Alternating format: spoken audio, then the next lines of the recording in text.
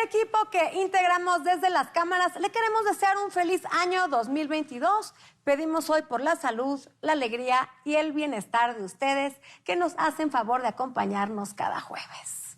Esta noche, el senador Gilberto Herrera nos hablará de las acciones en materia de ciencia y tecnología que impulsará desde la comisión que es integrante.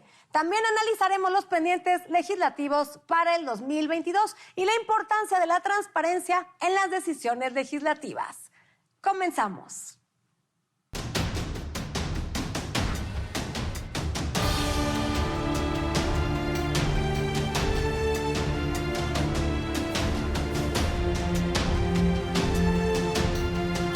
¿Cuáles son los pendientes legislativos para el 2022? Claudia Ivette García nos tiene el recuento. Una vez concluidos los trabajos del Congreso de la Unión, en la Cámara de Diputados se llevó a cabo la instalación de la Comisión Permanente. La preside el diputado por Morena, Sergio Gutiérrez Luna. La Comisión Permanente, que funcionará durante el primer receso del primer año de ejercicio de la 65ª legislatura del Congreso de la Unión, se declara legalmente instalada. La vicepresidencia la ostentan la senadora Olga Sánchez Cordero de Morena, el senador José Alfredo Botello del PAN y el diputado Marco Antonio Mendoza del PRI. Los legisladores que integran la mesa directiva fueron electos a través de votación por cédula. La permanente se integra por 37 legisladores, de los cuales 19 pertenecen a la Cámara de Diputados y 18 al Senado de la República. Tras declararse formalmente instalada, la Comisión Permanente citó a su próxima sesión. Se levanta la sesión y se cita para la que tendrá lugar el viernes 7 de enero del 2022 a las 11 horas en modalidad presencial.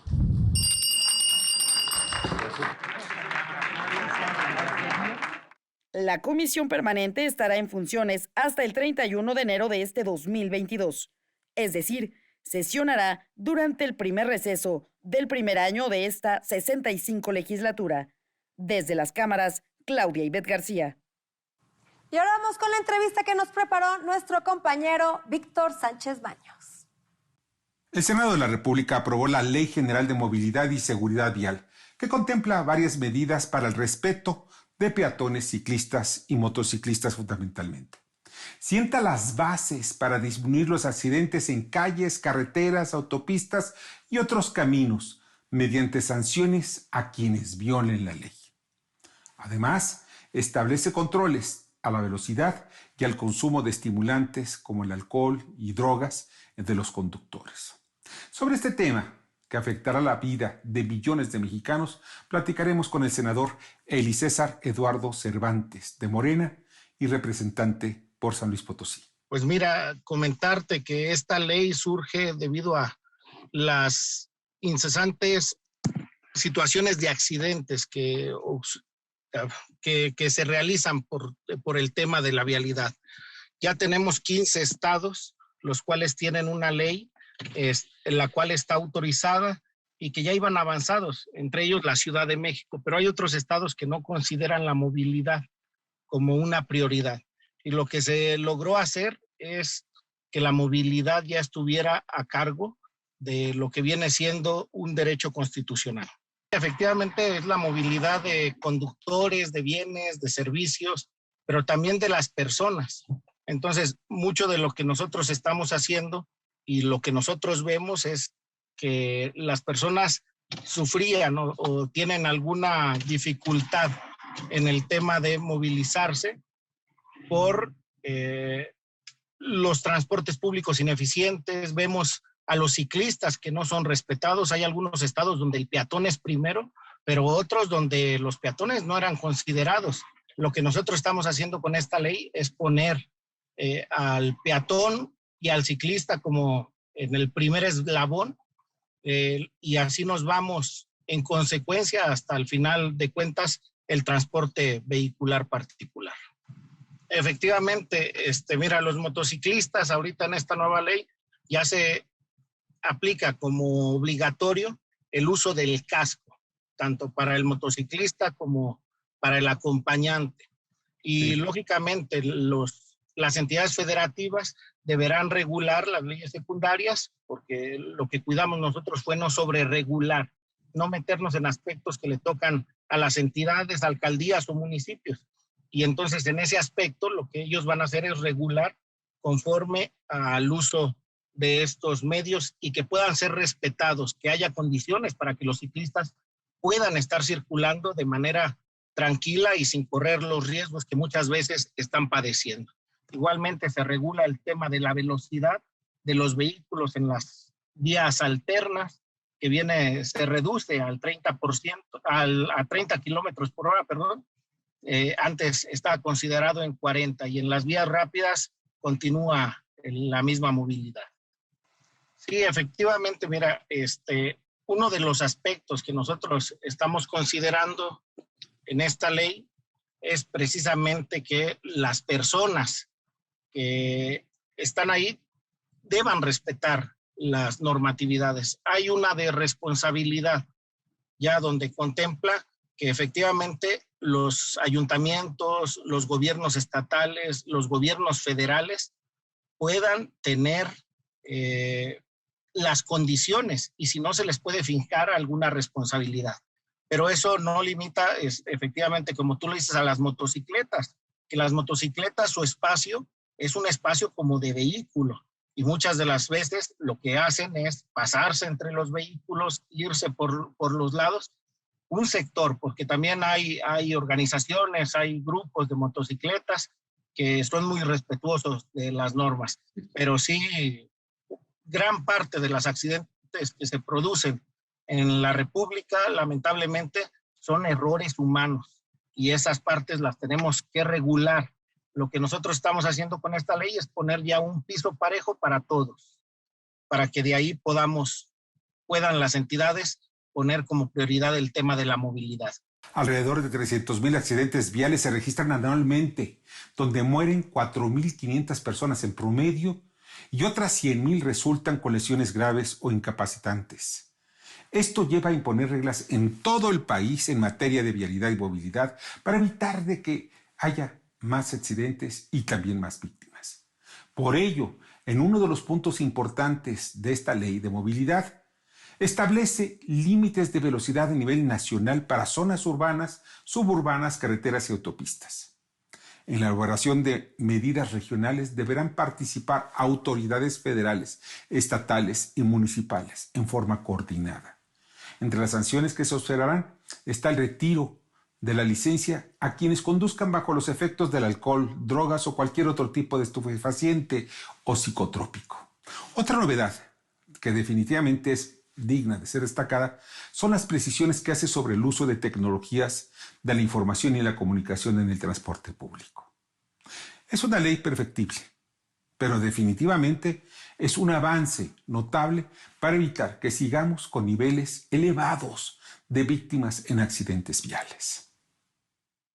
Y está aquí nuestra especialista en temas financieros, Alicia Salgado, para platicarnos sobre el impuesto que pretenden incluir a las plataformas de entrega de servicio de comida a domicilio y el impacto que tendría esto en la economía colaborativa, Alicia. Pues en la economía y en el bolsillo de los mexicanos que utilizamos cada vez más, sobre todo después de la pandemia, este tipo de plataformas tecnológicas. ¿Cuántas veces tú no llamas, Adriana, estás en tu casa y hoy pides comida rápida de todos lados, en una mezcla muy interesante y además tú pagas el servicio porque te lo lleven a tu casa y el negocio paga un porcentaje porque esa plataforma te contacte?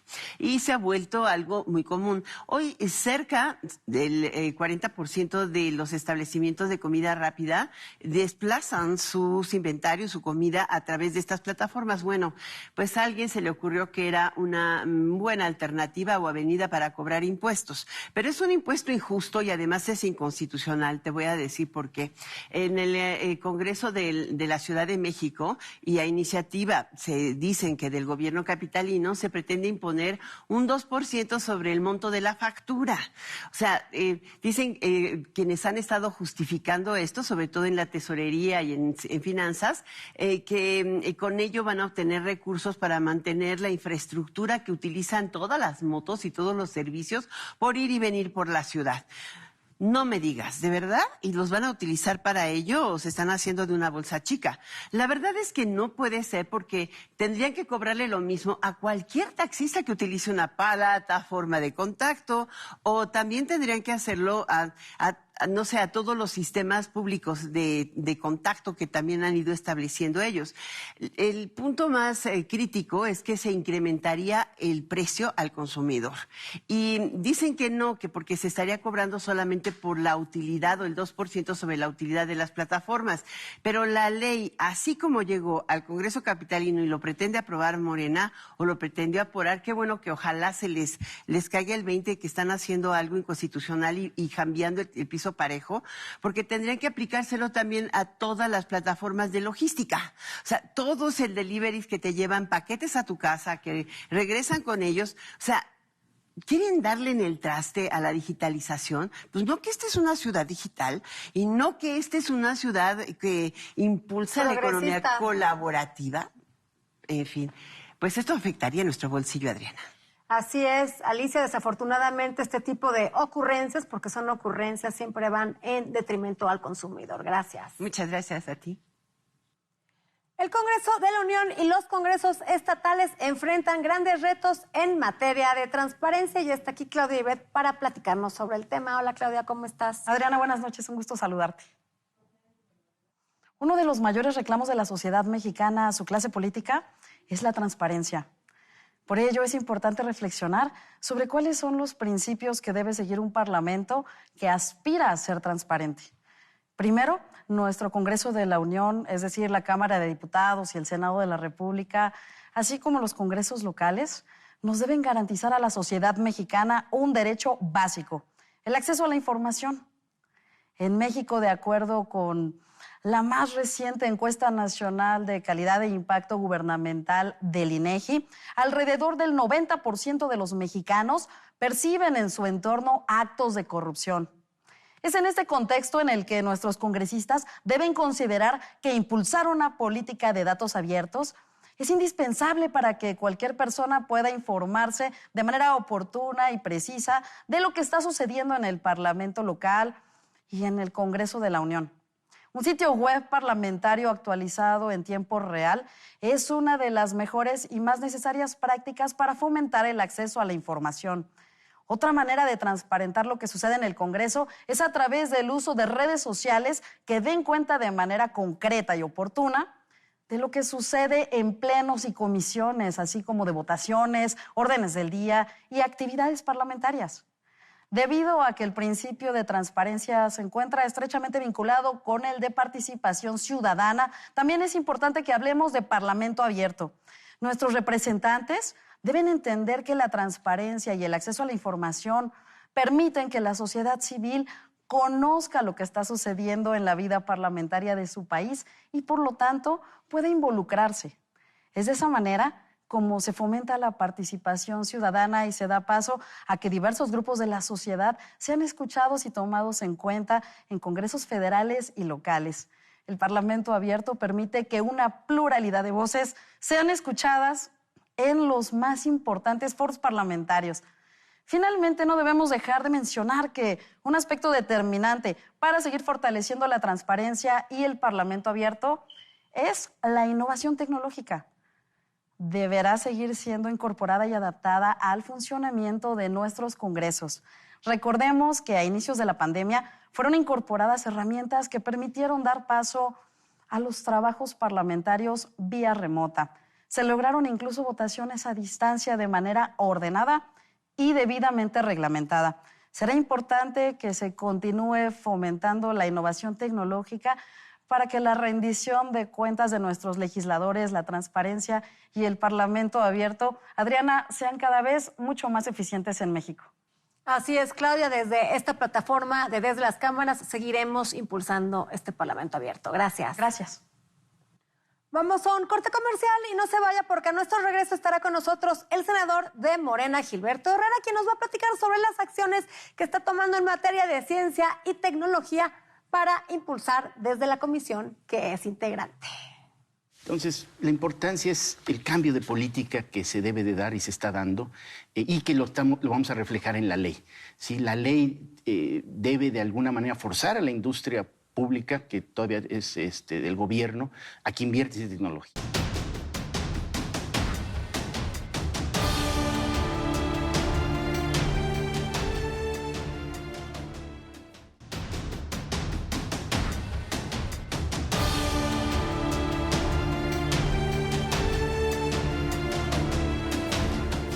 Orgullosos de tener por invitado a distinguido científico y profesor, con una banca en el Senado y en la Universidad de Querétaro rector. En la Academia de Ciencias de Hungría, Gilberto Herrera obtuvo doctorado. Por ello tiene propuestas en ciencia y tecnología importantes para presentar en el Senado. Escuchemos atentos, que habla con soltura, lo que agenda el próximo año para la actual legislatura. Gracias por continuar con nosotros y ya está aquí en Desde las Cámaras el senador Gilberto Herrera Ruiz para contarnos las acciones en materia de ciencia y tecnología que se van a impulsar desde su comisión como integrante de esta misma comisión. Vamos a analizar el tema. ¿Qué tal? ¿Cómo está, senador? Muy bien, muy buenas noches, Adriana. Muy bien, aquí estamos. Pues es un tema de suma relevancia, el tema de ciencia y tecnología, y desafortunadamente en México pues tenemos un gran rezago en comparación con otros países en esta materia. Platícanos, senador, ¿qué acciones estás impulsando para, colocarnos dentro de una posición importante en estos temas? Pues mira, como lo dices, es fundamental la ciencia y tecnología. Si tú analizas los países que han logrado salir del subdesarrollo al desarrollo, háblense los tigres asiáticos y más reciente China, lo han hecho no con base en sus materias primas, no con base en tratados de libre comercio, lo han hecho con base en su ciencia y tecnología propia. Si tú recuerdas, eres joven, pero quienes son más de mi edad, hace 40 años no existía ningún producto chino.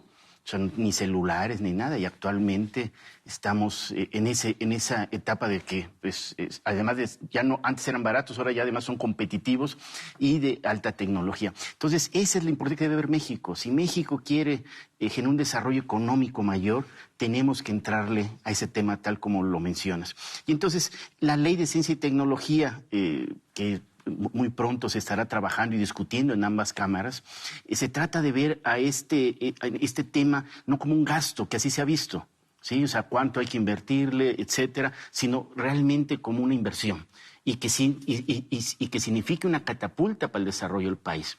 Y entonces, un punto importante que estamos discutiendo actualmente es cómo podemos hacer que las empresas del Estado, háblese Pemex y Plan Federal de Electricidad, que por ley tengan que invertir un porcentaje de sus ventas en ciencia y tecnología. Tú cuando ves las grandes empresas tecnológicas, tú ves que gastan el 8, al 9, al 10% de sus ventas, precisamente las invierten en ciencia y tecnología para mantenerse competitivos en el mercado mundial. Entonces, nuestras empresas gubernamentales no pueden estar alejadas de ello. Senador, tú lo acabas de decir, la ciencia y la tecnología no es un gasto, es una inversión. Bueno, tenemos varios casos y se ha generado en el país un círculo vicioso en donde México no le está invirtiendo esta ciencia y tecnología y la tiene que importar. Tenemos que importar desde aparatos electrónicos hasta mismas patentes con el Tratado de Libre Comercio con Estados Unidos y Canadá, que nos cuestan carísimos y que encarecen toda la cadena productiva en lugar de generar un ahorro y en lugar de que México, pudiera aprovechar que tenemos mano de obra barata, pudiera subirse a esta ola a la que se subió China, porque China contaba con mano de obra barata, se subió a la ola de la tecnología y ahora producen tecnología que exportan al mundo. Nosotros pudiéramos estar exportando al mundo tecnología y no lo estamos haciendo, al contrario, lo estamos importando, estamos inmersos en un círculo vicioso. Sí, de hecho, hay datos que el 96% de la tecnología que se usa en este país es importada. A ese grado estamos, ¿sí? Exportamos cosas baratas, que son materias primas, e importamos tecnología, que es caro. Y hay que empezar a entender que este país la materia prima más importante no es el petróleo, debe ser la materia gris de nuestra gente, o sea, el conocimiento que podemos generar para resolver los problemas. Y en eso está trabajando ¿sí? Esta ley, estamos hablando de las empresas gubernamentales que yo creo que debemos de poner en la ley, pero también de las empresas privadas. ¿Qué porcentaje o cómo incentivar que ellas también vean que venir a México, háblese de una extranjera, pero también las mexicanas, su competitividad no debe basarse solamente en la mano de obra barata, sino debe basarse también en conocimiento. Y ese es el tema también que estamos discutiendo para poder impulsar. Ese es un tema relevante, el tema del conocimiento, ya que también están saliendo del país mentes creativas, porque aquí no se les están dando las oportunidades para desarrollarse. Las grandes universidades, Silicon Valley, están impulsando a mentes creativas y se basan en el tema del desarrollo de ciencias y tecnologías. Vemos un país como la India, que es un país subdesarrollado, pero que le ha invertido en ciencia y tecnología y hoy ocupa un lugar importante en el mundo globalizado de esta ciencia y tecnología. Podemos hacernos una pregunta: ¿por qué perdió Hitler? Uno de los factores por los que perdió Hitler la Segunda Guerra Mundial es porque sacó de su país a estas mentes creativas, a Einstein y a todo este grupo de mentes creativas que después crearon cosas que le afectaron en su guerra. Entonces, eso mismo estamos haciendo nosotros los mexicanos al exportar, al que se vayan estas mentes creativas, en lugar de que se queden en nuestro país, en lugar de impulsarlos. El conocimiento que genera México lo estamos pues regalando, ¿sí? A todo el mundo para que lo puedan usar. Y la política actual que está cambiando ya el CONACYT es que ese conocimiento se enfoca a resolver los grandes problemas de este país. Y entonces empiezas a ver convocatorias muy diferentes. Las últimas convocatorias que hay con CONACYT están orientadas a resolver el problema, por ejemplo, alimentario que tiene México. O sea, el maíz nace en este país, como tú lo sabes, o sea, está hecho para este clima. Y de hecho es el cereal con una mayor riqueza, que lo puedes ver que se planta desde la sierra de las más altas de este país hasta las zonas del mar, cosa que otros cereales como el trigo o el arroz no lograron. Y esa es una riqueza que nuestra cultura mexicana, nuestros antiguos antepasados lograron hacer. ¿Cómo es posible que estamos importando una planta que nace para estos climas y que es propicia por eso? Estamos importando pues más del 60% de lo que consumimos. Entonces están enfocándose a eso, cuando anteriormente era simplemente que publican a nivel internacional, y entonces una publicación de un investigador mexicano para diseñar un robot malabarista, pero que lograba publicar, pues era bien visto y premiado en México. O sea, 30 millones de mexicanos que viven en el sector rural y en donde muchos poblados todavía no cuentan con electricidad. ¿Cómo podemos llevar un sistema eléctrico, tecnología nacional, para que puedan acceder a contar con ello? Imagínate en la pandemia, las pocas escuelas que habían ahí, pues fuera de todo el sistema educativo por no contar con luz, pues olvídate entonces del internet y todo lo demás. Pero son realidades que debemos de cambiar y eso es lo que se está enfocando. En los cambios siempre hay dilemas y contradicciones, es cierto. ¿Sí? Y esas son las discusiones que está teniendo la comunidad científica, válidas y que se tendrán que resolver en todos los sentidos. La gran ventaja es que tenemos una directora que es investigadora, que es universitaria y, bueno, conoce y podrá discutir con ellos estas diferencias, pero creo que la política que está siguiendo, que es un cambio importante de que todo el aparato esté resolviendo los problemas del país, yo creo que es lo propicio y que es lo que necesitamos. Si no, al fin de cuentas no podemos importar espejos, pues como los pasatiempos españoles, y pagando con oro, que en su tiempo fue el oro amarillo y ahora es el oro negro, el último que nos queda. Entonces tenemos que empezar a generar, senador, un rezago que ha sido sexenal en tema de ciencia y tecnología. Yo recuerdo en la legislatura 61, que fui diputada, el sexenio de Calderón, se aumentaron los impuestos a la ciencia y la tecnología, ampliando más la brecha de este segmento para nuestro país. Y desafortunadamente, bueno, no se ha entendido este tema, el tema de la ciencia y la tecnología, como una inversión. No es un gasto, es una inversión. En México todavía tenemos problemas básicos como el tema del agua, el tema de la electricidad. Hay muchas zonas donde no llega agua potable, no hay electricidad, y con la ciencia y la tecnología se pudieran resolver este tema. Y con capacidades propias, porque estar trayendo de fuera, pues significan divisas, significa eso. Si tú ahorita, mira, altos costos que se pudieran ahorrar. Si tú agarras cualquier producto tecnológico, un carro, y lo desarmas, y después empieza a ver el precio pieza por pieza, no te da lo que pagaste ya armado. O sea, el conocimiento de qué pieza y armarlo tiene eso. Pero si después lo pones en materia prima y lo fundes y lo dejas en petróleo por los plásticos, lo dejas en hierro por el acero y demás, vas a ver que dices, oye, esto, o sea, cómo se multiplicó de la materia prima al valor. Entonces México debe entender, no solo como inversión, sino una inversión estratégica, el que no debemos estar exportando materia prima, se debe quedar aquí en materia prima y debemos de empezar, como lo decías al inicio, exportar realmente tecnología, pero primero dejar de importarla. Exacto, senador, porque además al dejarla de importar, producirla aquí y exportarla, le das más acceso a la población y se genera un círculo virtuoso en donde la población tiene acceso a esta tecnología con ahorros de costos, porque bueno, ya sabemos que la tecnología llegó para facilitarnos la vida, para ahorrarnos costos, y nosotros estamos, en lugar de ahorrándonos estos costos, al dejar de invertir en ciencia y tecnología, estamos incrementando los costos. La importancia es el cambio de política que se debe de dar y se está dando y que lo vamos a reflejar en la ley. ¿Sí? La ley debe de alguna manera forzar a la industria pública, que todavía es del gobierno, a que invierte en tecnología. O sea, Comisión Federal no debe estar viendo en importar o comprar paneles solares o aerogeneradores españoles que se pueden hacer aquí. Incluso los autos híbridos, claro, con los problemas que tenemos de contaminación. Senador, bueno, pues es un gusto tener a un senador que nos representa, que le entienda muy bien al tema, que la ciencia y la tecnología no es un gasto, es una inversión, y bueno, que defienda los intereses de los mexicanos. Muchas gracias por estar aquí con nosotros. Gracias a ustedes más bien, Adriana, y muy buenas noches. Buenas noches, senador. Se nos acabó el tiempo, gracias por vernos, no se pierdan próximo jueves, 11:30 de la noche, el único programa de la televisión que pone bajo la lupa el quehacer legislativo. Buenas noches.